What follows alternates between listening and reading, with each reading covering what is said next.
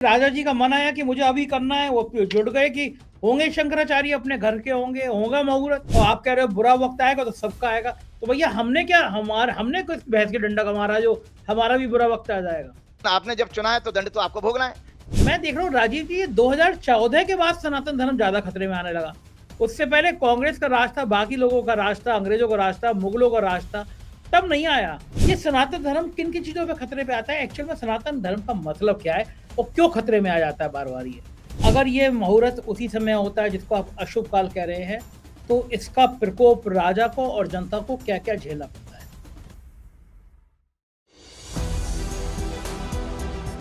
नमस्कार, मैं हूं संजय शर्मा, आप देख रहे हैं 4PM न्यूज नेटवर्क। संडे का दिन और आपको प्रतीक्षा रहती है राजीव नारायण जी की भविष्यवाणियों की। ये शो बहुत हिट है, लोग बहुत पसंद करते हैं। कुछ लोग नाराज भी रहते हैं कि ज्योतिष पे क्यों बात करते हो। तो मैं हर बार इस शो से पहले कहता हूं कि मेरे को ज्योतिष में इंटरेस्ट है, मैं विश्वास रखता हूं। आपको पसंद आए तो ये शो देखिए, ना पसंद आए तो ना देखिए। राजीव जी की भविष्यवाणियां चुनाव में कुछ गलत भी हुई हैं, लेकिन काफी सही भी हुई हैं। राजीव जी ने राम मंदिर के निर्माण को लेकर, उसके मुहूर्त को लेकर, उसकी प्राण प्रतिष्ठा को लेकर बहुत सारी बातें कही हैं इस इंटरव्यू में। मैं आगे बात करूं उससे पहले एक रिक्वेस्ट करता हूं कि अगर आपको चैनल पसंद है, आपको हमारी ईमानदारी भरी पत्रकारिता पसंद है और आपको यकीन है कि हम गोदी मीडिया नहीं है, तो चैनल के नीचे ज्वाइन बटन है, उसको ज्वाइन करिएगा, चैनल को सब्सक्राइब करिएगा। और फिर आज राजीव जी की बातें करते हैं। राजीव जी ने राम मंदिर को लेकर कुछ सवाल उठाए हैं। सवाल मेरे मन में भी हैं, क्योंकि मैं शुरुआत से सुनता रहता था कि शंकराचार्यों का हिंदू धर्म में बड़ा महत्व है। शंकराचार्य जो कहते हैं वो हिंदू धर्म में पत्थर की लकीर होती है, लोग उसका अनुसरण करते हैं। लेकिन एक दो नहीं, चारों शंकराचार्य विरोध कर रहे हैं कि आधे अधूरे मंदिर में भगवान राम की प्राण प्रतिष्ठा नहीं होनी चाहिए। ये बात मैं कई बार कह चुका हूं। बात सही है कि मेरा या आपका घर हो, मेरा या आपका ऑफिस हो, किसी भी ऐसी जगह पर जब तक वो कंप्लीट नहीं हुआ तब तक हम लोग मंदिर बनाते नहीं हैं। ऐसा नहीं करते कि मंदिर बना दें और फिर उसके बाद में काम चलता रहे। हम लोग पहले मंदिर बनाते हैं, उसके बाद घर बनाते हैं। ऐसा कभी होता है? पहले हम लोग घर बनाते हैं और उसके बाद मंदिर बनाते हैं। लेकिन यहाँ उल्टा हो रहा है, मंदिर बना नहीं, लेकिन भगवान राम की प्राण प्रतिष्ठा कर दी जा रही है, क्योंकि 2024 का चुनाव सिर पर है। तो क्या राम मंदिर का निर्माण इतनी जल्दी में, भगवान राम की प्राण प्रतिष्ठा इतनी जल्दी में सिर्फ और सिर्फ इसलिए की जा रही है कि 2024 का चुनाव राम के नाम पर जीतना है? आप गोदी मीडिया के चैनल देख रहे होंगे, पिछले कई दिनों से सुबह से रात तक सिर्फ राम मंदिर राम मंदिर राम मंदिर दिखा रहे हैं। अच्छी बात है, आप भगवान राम की गाथाएं दिखाइए, लेकिन भगवान राम से ज्यादा वो जेपी नड्डा के देवताओं के देवता हमारे प्रधानमंत्री को दिखाते हैं। प्रधानमंत्री दिन भर पूजा कर रहे हैं, इस मंदिर उस मंदिर, और टीवी चैनलों पर दिन भर चल रहा है। क्या ये देश में अब यही काम बचा है? देश के प्राइम मिनिस्टर को एक मंदिर, दूसरा मंदिर, तीसरा मंदिर, चौथा मंदिर, यही बचा है। असल में देश के प्रधानमंत्री को समझ आ गया कि आपको भगवान राम की तरह पूजा करते हुए हमें हमारे साहेब दिख जाए, आपके मन मस्तिष्क हो जाए कितना पुजारी आदमी है यार, वोट इसको दे दो। सारा खेल वोट का है। गोदी मीडिया उसकी पार्टनरशिप निभा रहा है, टीवी चैनल उसके पार्टनरशिप निभा रहे हैं, वरना कोई मजबूरी नहीं थी। कोई गोदी मीडिया सवाल नहीं उठा रहा कि आधे अधूरे बड़े मंदिर में भगवान राम की प्राण प्रतिष्ठा कैसे कराई जा रही है। और मजे की बात तो यह है कि राम मंदिर के प्राण प्रतिष्ठा के निमंत्रण कार्ड हैं वो हिस्ट्री शीटर पर गुंडों को दिए जा रहे हैं।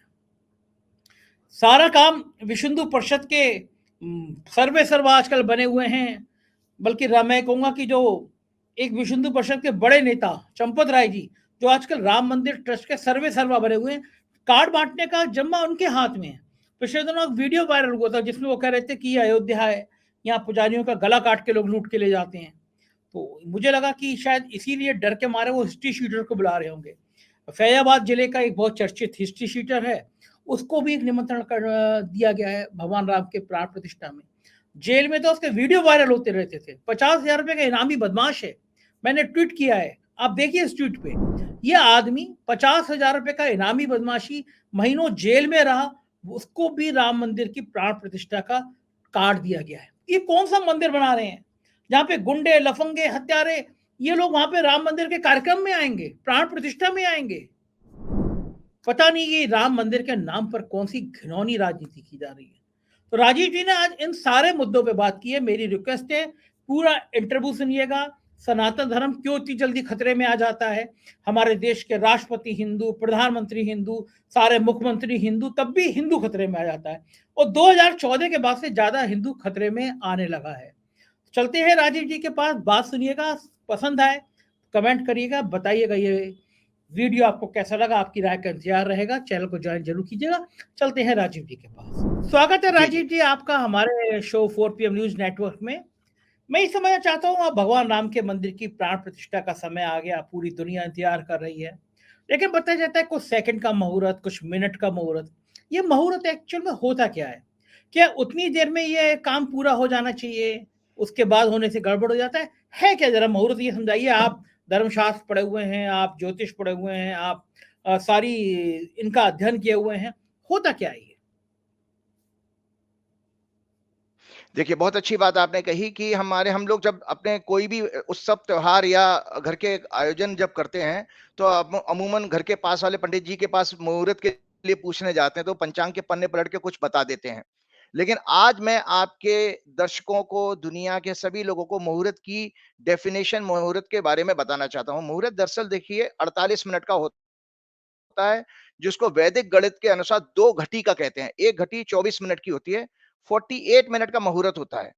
तो ज्योतिष में एक मान्यता है कि आपकी कुंडली में जो आपके ग्रह बैठ गए, वो उसके अनुसार प्रारब्ध आपका फिक्स है। अब जब हमारे जैसे the moment we came to know कि भाई प्रारब्ध फिक्स है, हम कुछ नहीं कर सकते, तो एक डिप्रेशन आ जाता है। तो इसीलिए मुहूर्त को बेसिकली फ्री विल माना गया है कि इस जन्म में, इस वर्तमान जीवन में आप कुछ अगर कर सकते हो, अपने कर्मों को, अपने दुख और सुख को कम कर सकते हो, तो मुहूर्त का चयन करने के बाद आप कर सकते हो। तो मुहूर्त की जो व्याख्या है शास्त्रों में, वो मैं आपके दर्शकों के लिए पढ़ के बता देता हूँ। काल समय ही भाग्य का जनक है और इसी से भाग्य फल प्राप्त होता है। काल पर मनुष्य का नियंत्रण नहीं है। गर्भाधारण का समय और जन्म मनुष्य के हाथ में नहीं है। अतः किसी घटना या कार्य की शुरुआत काल के समय में ही उसकी सफलता या असफलता छिपी हुई है। मुहूर्त का अध्ययन ही काल का अध्ययन है। हम बार बार कहते हैं ना, काल गणना, काल गणना। तो काल मुहूर्त का मतलब है, दूसरा मुहूर्त का मीनिंग है काल। मुहूर्त का अध्ययन ही काल का अध्ययन है, यही वैदिक ज्योतिष की गणना है। मुहूर्त वो क्षण या समय है जो विभिन्न ग्रहों के गोचर से उत्पन्न होता है, जो किसी भी कार्य या जीवन के सफलता या असफलता के रहस्य को अपने अंदर छिपाए रखता है। यह 2 घटी यानी 48 मिनट का होता है। इसमें विभिन्न ग्रहों के और नक्षत्रों का कार्य को सफल बनाने की ऊर्जा समाहित होती है। जो एनर्जी मिल रही है ना प्लेनेट और नक्षत्रों की, उस इस काल में मिलती है। मुहूर्त के विभिन्न अंग हैं। मुहूर्त बनता किससे है, इसके अंग क्या क्या हैं? आयन, उत्तरायण या दक्षिणायन। जैसे अभी सूर्य हमारा मकर संक्रांति से उत्तरायण हो गया, ठीक है, उत्तर की तरफ जा रहा है दक्षिण से। और मास, जैसे ये भी हमारा पौष मास चल रहा है। तिथि, नक्षत्र, वार, योग और लग्न इत्यादि जो सूर्य और चंद्रमा के गोचर पर आधारित हैं। इसी से आपके मुहूर्त का निर्माण होता है। तो आपको बता देता हूं कि जिस तरह का जो मुहूर्त अभी ये निकाला गया, मैंने आपके पिछले प्रोग्राम में ही बताया था पंचांग दिखा के, कि पंचांग में ये देव प्रतिष्ठा के मुहूर्त है ही नहीं। ना पिछले वर्ष था, ना इस वर्ष था। एक इंटरेस्टिंग चीज आपको लोगों को और बताना चाहता हूं, ये मैंने आज निकाली है। ये है, मैंने कुंडली बनाई थी, जो राम मंदिर का शिलान्यास जब किया गया था, वह अशुभ मुहूर्त में किया गया था। ये राम मंदिर की कुंडली है, राम मंदिर का शिलान्यास जब किया गया था। ये किया गया था आपका 12 से 1 बजे के बीच में, 5 अगस्त 2020 को। तो उस समय भी काशी के लोगों को देखिए, आज विरोधाभास कितना है, आज के दर्शक समझ जाएंगे। यही काशी के विद्वान, जैसे अभी ये लोग कह रहे थे कि काशी का एक बहुत बड़ा स्कॉलर इन्होंने पकड़ लिया और उससे मुहूर्त निकालवा लिया 22 जनवरी का। आप इन लोगों से, और बड़े आपके एक भाजपा के बड़े प्रवक्ता हैं जो बड़े ज्ञानी हैं और बहुत टीवी चैनलों पर अपने ज्योतिष का ज्ञान भी बखानते हैं, लेकिन दुर्भाग्य है, उनको ज्ञान आत्मसात नहीं हुआ। सबसे बड़ा दुर्भाग्य उनके साथ है कि वो अपनी जो भी बातें कहते हैं, काश उन्होंने उस पर प्रैक्टिस एप्लीकेशन उनका मजबूत होता, तो ज्यादा अच्छा ढंग से वो व्यक्त कर पाते। तो आपको बताता हूं कि उत्तरायण सूर्य में ही सारे शुभ कार्य किए जाते हैं। तो संजय जी, आपके लिए बता देता हूं कि मोदी जी ने अपनी जिद के कारण दक्षिणायन सूर्य में शिलान्यास किया था। शिलान्यास का मतलब, जब भूमि आप नींव जब भरते हैं, जो आप शिला पूजन करते हैं, वो शिलान्यास है, जब मंदिर की शुरुआत होती है खुदाई से। तो अब आप बताइए, उन काशी के विद्वानों से पूछे, और ये काशी उस समय भी बड़ा कहा गया था कि काशी के विद्वानों ने बड़ा मुहूर्त, शुभ मुहूर्त निकाला, 12 बजे से 1 बजे बहुत दुर्लभ मुहूर्त है। 5 अगस्त का कोई मुहूर्त नहीं था। और वो क्यों? क्योंकि दक्षिणायन सूर्य, मतलब फंडामेंटल प्रिंसिपल वायलेट हो रहा है कि सूर्य जो है उत्तरायण कब होता है, दर्शकों की जानकारी के लिए बताता हूँ, मकर संक्रांति, जो सूर्य मकर राशि में जब आता है, मकर से कर्क राशि तक रहता है 6 महीने का, तो ये हमारा 5 महीने का ये हमारा सूर्य उत्तरायण सूर्य कहा जाता है। अब दक्षिणायन सूर्य में ये करके बैठ गए, और कितनी उस दौरान गणना गलत थी। तुला लगन में, चर लगन में, जैसे अभी चर लगन में ये कर रहे हैं, उस चर लगन में ही उन्होंने किया था। नींव इत्यादि के लिए शुभ नहीं माना जाता। याद रखिए, लेंटर पड़ना, छत की जो लेंटर पड़ती है और या नींव खोदाई होती है, चर लगन नहीं लिया जाता है, क्योंकि ये उसमें स्थायित्व, स्टेबिलिटी चाहिए। अगर आपकी छत गिर जाए और आपकी अगर नींव भी गिर जाए तो मकान तो धरधरा के गिर जाएगा। तो ये इन्होंने चर लगन में पूजा करी थी उस दौरान। और सनातन धर्म के कारक उस दौरान बृहस्पति, राहु, केतु के बीच में पीड़ित थे। शुक्र भी पीड़ित थे, मतलब शुभ ग्रह सारे पीड़ित थे। आत्मा का कारक सूर्य, शनि उस समय पीड़ित था। मैंने कुंडली दिखा दी है, वो आपको भेज दूंगा। मन का कारक चंद्रमा भी पाप कर्त्री में, मंगल और शनि के बीच में था। सदाष्टक योग बना रहा था। सूर्य आत्मा का कारक है, चंद्रमा मन का कारक है। इसमें यह भी एक मान्यता है कि सूर्य चंद्रमा की कोई खराब एक्सेस नहीं होनी चाहिए, एक दूसरे से बिगड़े हुए एक्सेस में नहीं बैठे हों। सदाष्टक योग बना रहे थे। चंद्रमा उस दिन राहु के नक्षत्र में था और लग्न भी शनि से पीड़ित था। अब आप बताइए, इनको जो है, इन्होंने शिलान्यास ही गलत समय पे किया, आज उसी चीज को जस्टिफाई कर रहे हैं। एक और विषय आ रहा, बड़ा जोर तोर से कहा गया, उन्होंने आपके जो भाजपा के प्रवक्ता हैं, किसी टीवी चैनल पर वो बोल रहे थे अभिजीत मुहूर्त है। तो अभिजीत मुहूर्त को मैं बता देता हूं, अभिजीत मुहूर्त विशेष मुहूर्त तो है, लेकिन ये प्रतिदिन आता, दुर्लभ नहीं है संजय जी। ये दुर्लभ मुहूर्त नहीं है, क्योंकि ये जो चीज 365 दिन आती हो, वो दुर्लभ कैसे हो सकती है? प्रतिदिन आती है। और अभिजीत मुहूर्त कैसे गणना की जाती है मैं बता देता हूं। जो डे टाइम होता है, जिसको हिंदी में दिनमान कहते हैं, सूर्योदय से, सनराइज से सनसेट का बीच का आप ड्यूरेशन ले लीजिएगा, उसको 2 से डिवाइड कर दीजिएगा, मिड पॉइंट आ जाएगा। तो उस मिड पॉइंट से 24 मिनट पहले और 24 मिनट बाद अभिजीत मुहूर्त रहता है।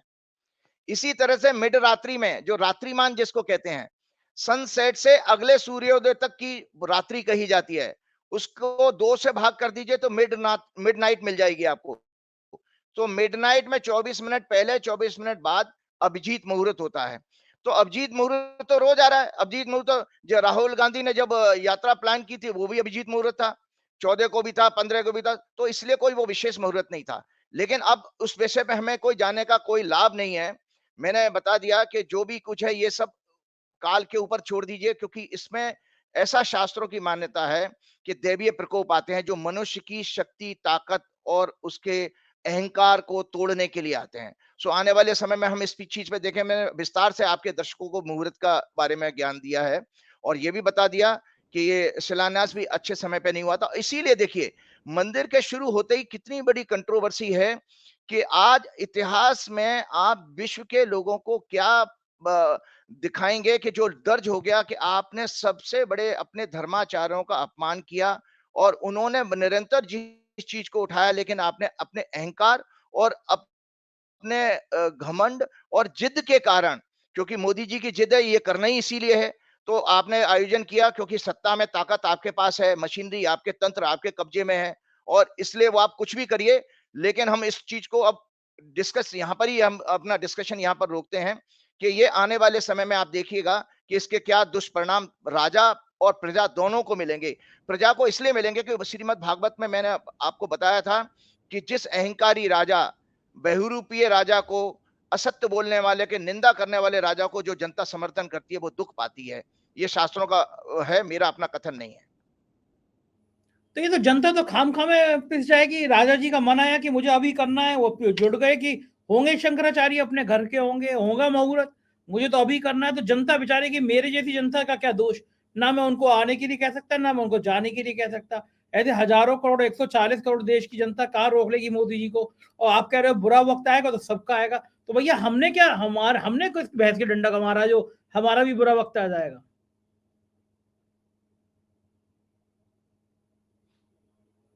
भाई देखो, बुरा वक्त तो ये है कि आपने उस राजा को चुना है ना, डेमोक्रेसी में तो चॉइस आपके हाथ में है। पूर्व काल में ओहो। तो राजा होते थे, वो पीढ़ी दर पीढ़ी आते थे, लेकिन आपने जब चुना है तो दंड तो आपको भोगना है, क्योंकि आपने इलेक्शन उसको इलेक्ट किया है ना। ऐसे अहंकारी राजा को आप, तानाशाह राजा को लाए क्यों?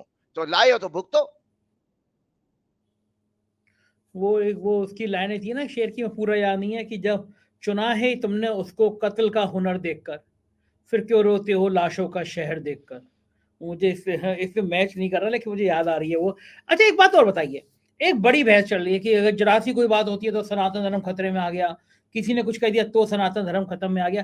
तो हमारा सनातन धर्म किन किन चीजों पे खतरे में आ जाता है? किसी के छींकने से खतरे में आ जाता है, किसी के बोलने से खतरे में आ जाता है। इतना बड़ा धर्म, आप कहते हैं कि सनातन धर्म इतना बड़ा धर्म, कोई बात कह देगा तो तुरंत हमारा सनातन धर्म खतरे में आ जाएगा। अच्छा, एक चीज और मैं देख रहा हूँ राजीव जी, 2014 के बाद सनातन धर्म ज्यादा खतरे में आने लगा।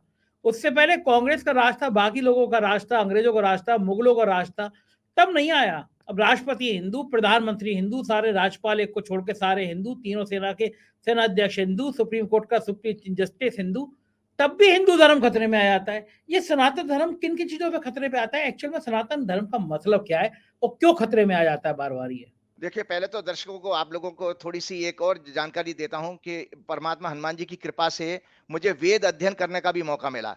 मतलब ज्योतिष में 2 साल का आचार्य किया, फिर पुरोहित आचार्य का भी 2 साल का कोर्स किया, और मैंने 2 साल का वेद अध्ययन भी किया। ये मेरी वेद अध्ययन की डिग्री है। देखिए, दर्शक हम्म। देख सकते हैं, वेद अध्ययन।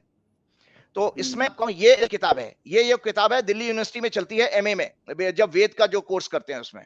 ये आप देखिए, तो इसके वैदिक अंदर साहित्य। सनातन धर्म क्या है, सनातन, हाँ, वैदिक साहित्य और संस्कृति। तो जो वैदिक साहित्य और संस्कृति है, यही सनातन धर्म है।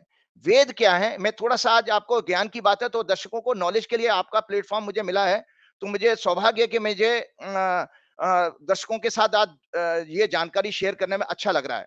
भारतीय धर्म, संस्कृति एवं सभ्यता वेदों की आधारशिला पर ही आधारित है। इनके द्वारा ही मनुष्य को धर्म, अर्थ, काम, मोक्ष, 16 संस्कार और 4 आश्रमों का ज्ञान प्राप्त होता है।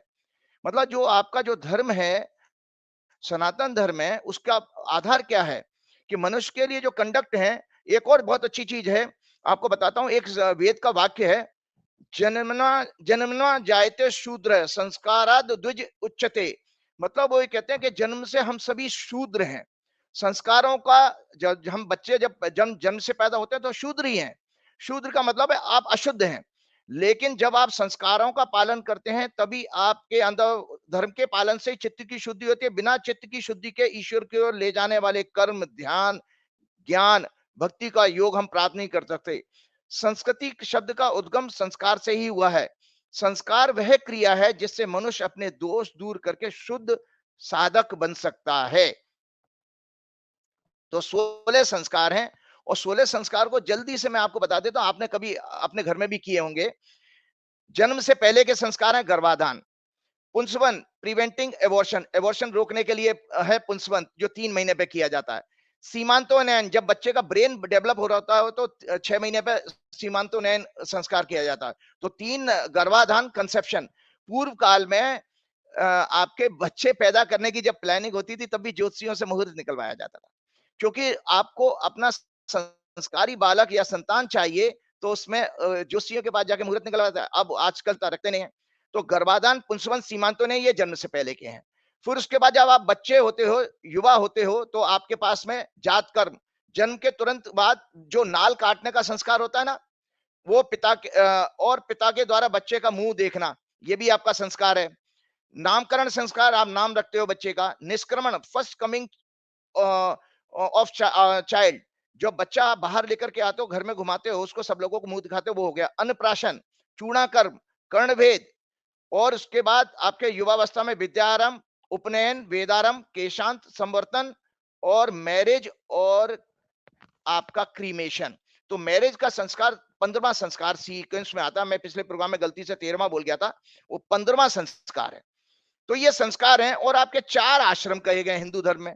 ये इसलिए क्योंकि सनातन धर्म की व्याख्या आ गई, तब आप समझ पाएंगे कि सनातन धर्म इतना विस्तार से है, और इतनी उसकी मजबूत आधारशिला है, तो ये किसी के शब्द कहने से, कोई बात कहने से खत्म कैसे हो जाए। तो 4 आश्रम कहे गए हैं सनातन धर्म में।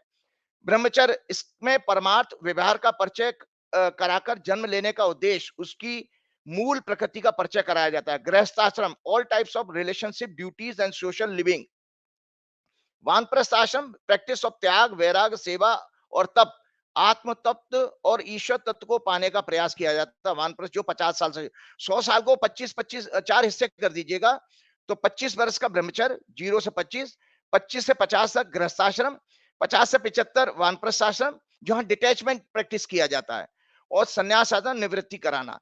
तो ये आपके संस्कार आ गए। अब आपको मैं बताता हूं इसी तरह से यहाँ, तो इनके द्वारा वेदों को श्रुति कहा गया है। इन श्रुति का अर्थ है स्वयं साक्षात्कार हुआ ज्ञान। वेदों के द्वारा मानव मात्र ही नहीं, बल्कि संपूर्ण सृष्टि, प्रकृति, सृष्टि के समस्त जीवों के कल्याण एवं सुख का ज्ञान, जो भूत, भविष्य और वर्तमान तीनों कालों के लिए उपयोगी है, प्राप्त होता है। प्रत्यक्ष अथवा अनुमान प्रमाण से जिस तत्व का ज्ञान नहीं हो पा रहा, उसका ज्ञान भी वेदों के द्वारा प्राप्त हो जाता है। तो जो वैदिक ज्ञान है, वैदिक संस्कृति है, वैदिक जो fundamental dos and don't dos and doctrine है, वो उसी को सनातन धर्म कहा जाता है। क्योंकि सनातन का शब्द संस्कृत का मीनिंग है प्राचीन। तो जितने भी आपकी जो आस्थाएं संसार में अवेलेबल हैं, वो ईशा के बाद की हैं। ईशा से पहले के 2 हुए हैं, जो उसमें जैन धर्म और बौद्ध धर्म हमारे ईशा से पहले के हैं। और देखिए दोनों ही राजा थे।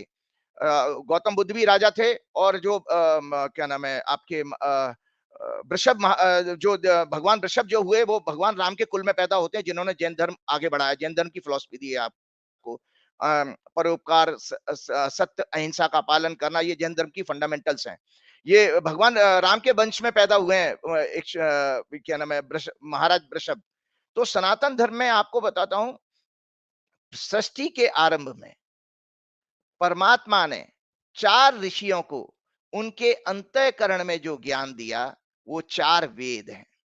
तो दर्शकों की जाने के लिए, क्योंकि ऐसा है ना कि धार्मिक अनुष्ठान का आयोजन है, भगवान का, राम जी का मंदिर बन रहा है, जैसे भी है, जो लोगों ने बनाया उनके ऊपर हम नहीं जाते, लेकिन राम मंदिर बना, ये हमारे लिए खुशी की बात है। तो एक सत्य को, अपने सनातन धर्म को पहचानिए। तो मेरे को सौभाग्य मिला, आपने मुझे सौभाग्य दिया, तो मैं थोड़ा सा विस्तार से इसको बोल पा रहा हूं कि 4 जो वेद हैं, ऋग्वेद, ऋग का अर्थ होता है प्रार्थना। यह ज्ञान अग्नि ऋषि को प्राप्त हुआ। ऋग्वेद का ज्ञान अग्नि ऋषि को प्राप्त हुआ है।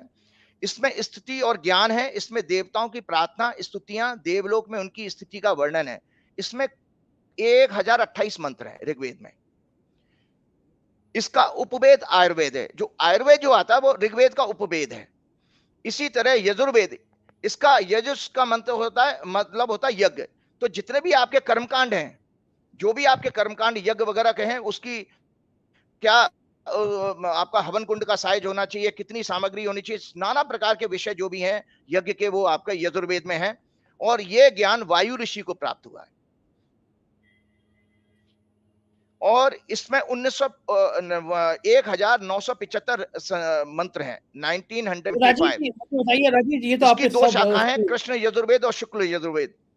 ठीक है, और ठीक है। ये तो राजीव जी मुझे बताइए, आपने सनातन धर्म का इतना सारा ज्ञान दे दिया, शंकराचार्य कौन होते हैं सनातन धर्म के? किस रूप में शंकराचार्य का मान सम्मान, कौन है सनातन धर्म के शंकराचार्य? भाई देखिए, शंकराचार्य जी ये थे, हमने आपको जैसे पिछले प्रोग्राम में भी कहा था कि जब जैन धर्म और बौद्ध धर्म, ये दोनों फिलॉसफी है, जैन धर्म भी फिलॉसफी है, वेद बौद्ध धर्म भी फिलॉसफी है। ये जब फिलॉसफी डोमिनेट करने लगी, तो हम अपने कर्मकांड से, मतलब वेदों को भूलने लगे थे लोग। जो 4 वेद हैं, 2 वेद और हैं, सामवेद है, जिसका गंधर्व वेद उपवेद है, और अथर्ववेद। अथर्ववेद मतलब जितनी भी मेटेरियलिस्टिक साइंस है, विज्ञान वेद भी कहा जाता है इसको। ये 4 वेद हैं। तो वेदों को लोग भूलने लगे थे। जितने हमें 16 संस्कार मैंने अभी आपसे, जो आपके दर्शकों से शेयर किए हैं, और आश्रम, ये सब चीजें जब भूलने लगे थे, तो शंकराचार्य जी ने केरल से अपनी यात्रा की पैदल, और शास्त्रार्थ में इन आचार्यों के, दूसरे धर्म के आचार्यों को पराजित किया, तो स्थापना की। और आगे से हमारी जो भारतवर्ष की पहचान, जो सभ्यता सनातन धर्म की बची रहे, इसके लिए 4 धामों की स्थापना की गई, जो पिछले प्रोग्राम में बता चुका हूं। तो ये शंकराचार्य, इसका मतलब है शंकराचार्य किसको रिप्रेजेंट कर रहे हैं? शंकराचार्य आपके चारों वेदों को रिप्रेजेंट कर रहे हैं, क्योंकि आपके चार ही वेद हैं और आपके चार ही पुरुषार्थ हैं, धर्म अर्थ काम मोक्ष। चार पुरुषार्थ हैं, चार वेद हैं। तो चारों पुरुषार्थों को बचाना और चारों वेदों की रक्षा करने का काम शंकराचार्य का है। तो ये जितनी भी आप राम मंदिर की जो प्रतिष्ठा हो रही है, राम मंदिर का निर्माण, मंदिर हुआ नहीं हुआ, आपको पता है मंदिर की जो कैलकुलेशन है, वास्तु शास्त्र है, ये सब अथर्ववेद में आता है। तो सब कुछ शास्त्र के हिसाब से, कोई शास्त्र के बाहर नहीं है। दुर्भाग्य यह है क्या नाम है संजय जी, मैंने दो विद्वानों का मैं नाम लेकर के आपके प्रोग्राम में कह सकता हूं। मुझे दुख हुआ जब श्री श्री रविशंकर टीवी चैनल पर एक टीवी पत्रकार को, जो टाइम्स नाउ की, उनको कुछ बयान दे रहे थे और रामेश्वरम का वो उदाहरण दे रहे थे अभी 2-3 दिन पहले, जिसमें ये कह रहे थे कि भाई राम जी ने भी जब वहां शिवलिंग की स्थापना की थी तो वहां कौन सा मंदिर बनाया था, वहां कौन सी गुंबद थी, वहां कौन सा ध्वज था। मतलब इतना इलॉजिकल जवाब ये रविशंकर जी से उम्मीद नहीं थी। देखिए, राम जी ने जो किया था वो अनुष्ठान किया था। अनुष्ठान जो होता है उसको निमित्त कैटेगरी में रखा जाता है, मतलब जैसे किसी आयोजन के लिए कर रहे हो, किसी काम को पूरा करने के लिए। अनुष्ठान केवल एक दिन का या कुछ घंटों का होता है, लेकिन मंदिर जो होता है वो सर्वकालीन होता है, क्योंकि पीढ़ी दर पीढ़ी वो समाज के सामने रह जाएगा, तो उसके लिए भवन बनाना पड़ता है।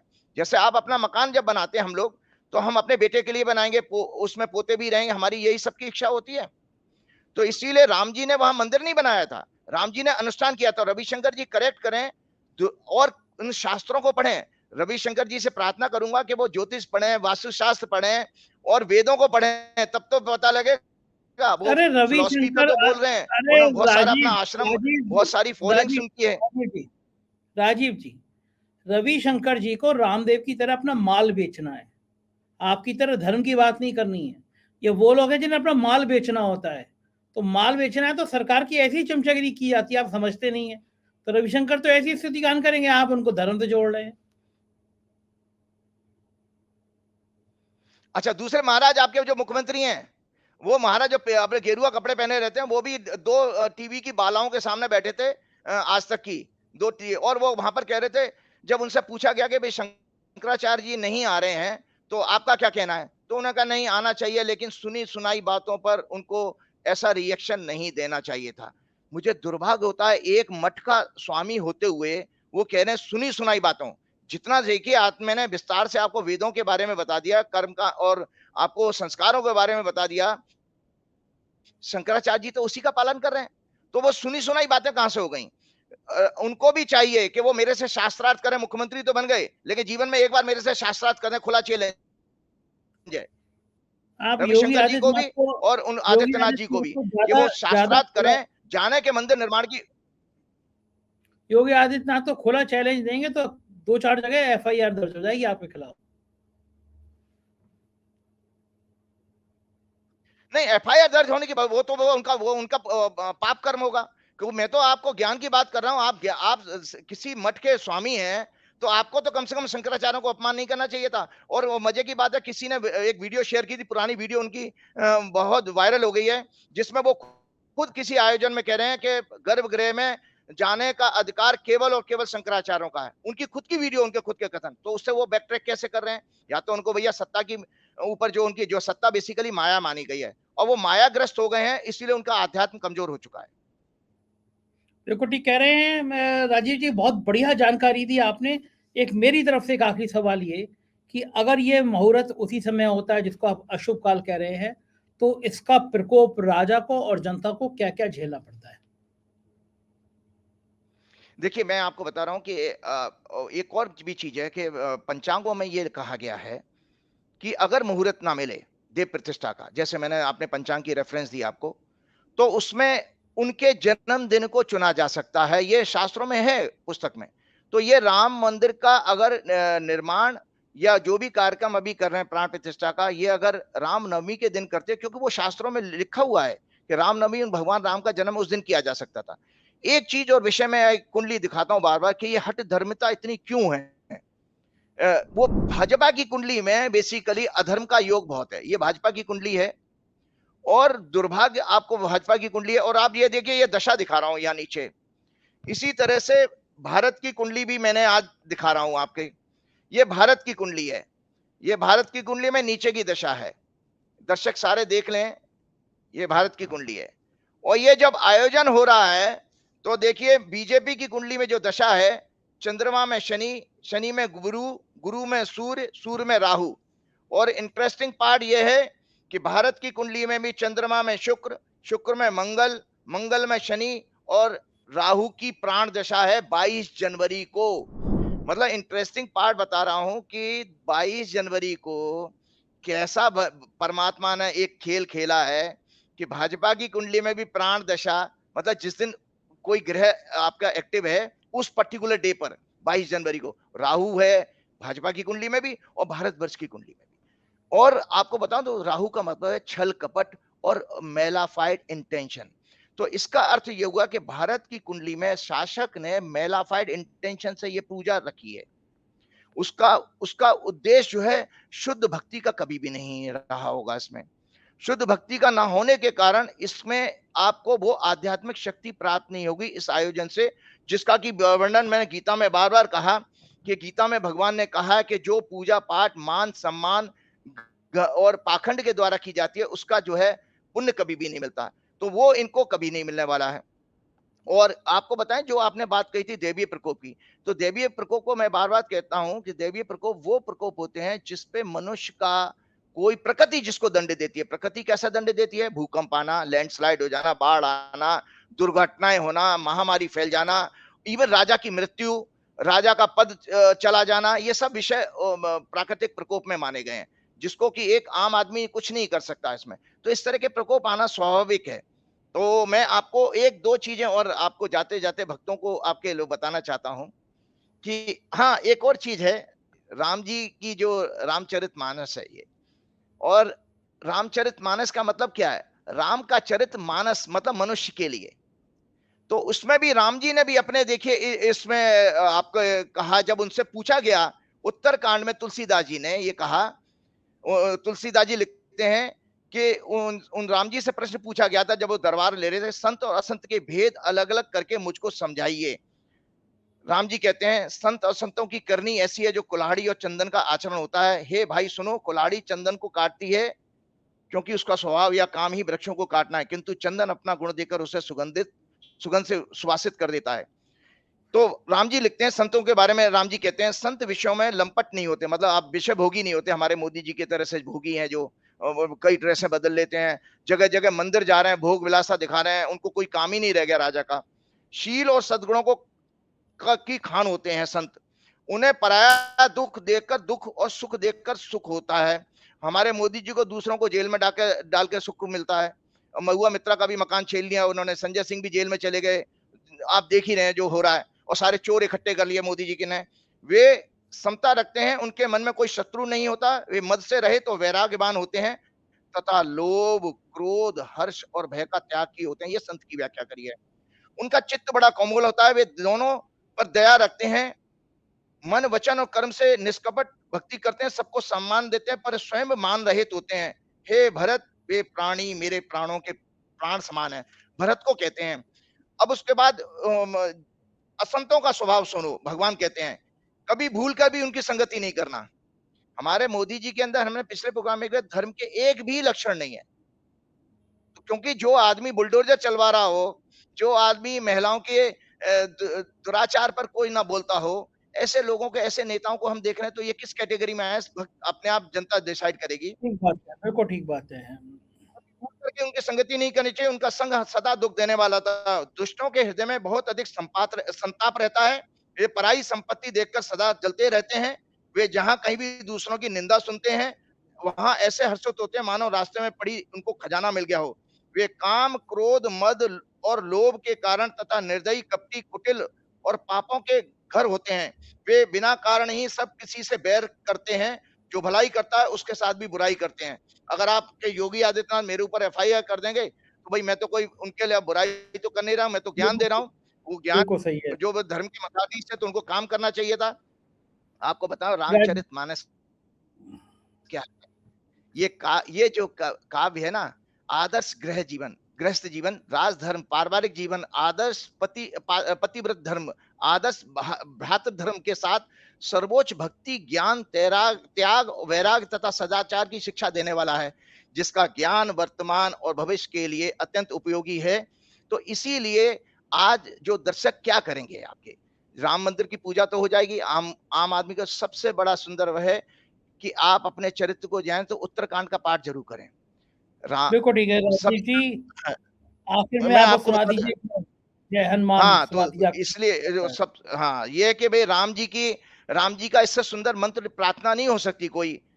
माता रामो मत पिता रामचंद्र, स्वामी रामो मत सखा रामचंद्र, सर्वस्वम में रामचंद्र दयालु न अन्न जाने नैव जाना न जाने। राम मेरी माता है, राम मेरे पिता है, राम मेरे स्वामी है, राम ही मेरे सखा है, दया में रामचंद्र ही मेरे सर्वस्व हैं और उनके सिवा किसी को मैं नहीं जानता। एक और बात बताता हूँ, राम जी की कितनी सुंदर प्रार्थना की है। लोकाभिरामम रण रंग धीरम राजीव नेत्रम रघुवंशनाथम। मेरा नाम आता है राजीव, राजीव मतलब कमल को कहा गया, कमल का पर्यायवाची है। लोकाभिरामम रण रंग धीरम राजीव नेत्रम रघुवंशनाथम कारण्य रूपम करुणाक्रम तम श्री रामचंद्रम शरणम प्रपद्ये। जो संपूर्ण लोकों में सुंदर, रण क्रीड़ा में धीर, कमल नयन, रघुवंश नायक, करुणा मूर्ति और करुणा के भंडार हैं, उन रामचंद्र जी की मैं शरण में जाता हूं। और सब अमोघ मंत्र है, इस मंत्र का पूरे दिन जाप करें। श्री राम राम रामेति रमे रामे मनोरमे सहस्त्र नाम तुल्यम राम नाम बराने। और राम द्वारे तुम रखवारे, बिना हनुमान जी के आपको राम मिलेंगे ही नहीं। तो इसलिए ये हनुमान, हाँ, हनुमान जी की ये प्रार्थना भी जरूर जरूर करिए।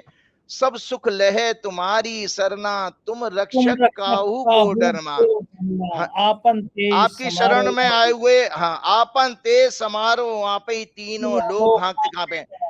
श्री हनुमान जी की महाराज की शरण लेने पर सभी प्रकार के आदि दैविक, आदि भौतिक और आध्यात्मिक ताप मतलब सफरिंग समाप्त हो जाते हैं और आप अपना तेज स्वयं ही संभाल सकते हैं। एक हुंकार से आपके जो है राक्षस भूत पिशाच निकट नहीं आवे, महावीर जब नाम सुनावे।